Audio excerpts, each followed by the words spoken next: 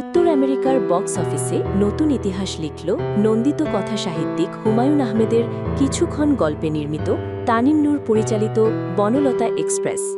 মুক্তির মাত্র ২ সপ্তাহে এতদিন শীর্ষে থাকা হাওয়া সিনেমার রেকর্ড ভেঙে দিয়েছে তারকাবহুল এই সিনেমাটি।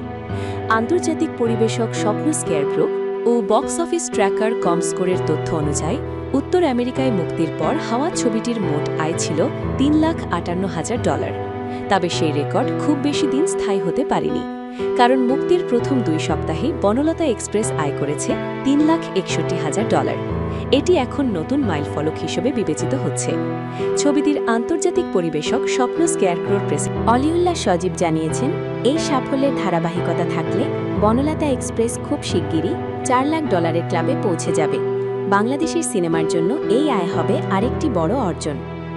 পরিচালক তানিম নূর দর্শকদের প্রতি কৃতজ্ঞতা জানিয়ে বলেন, এই অর্জন আন্তর্জাতিক বাজারে বাংলা সিনেমার সম্ভাবনাকে আরও দৃঢ়ভাবে প্রতিষ্ঠিত করবে।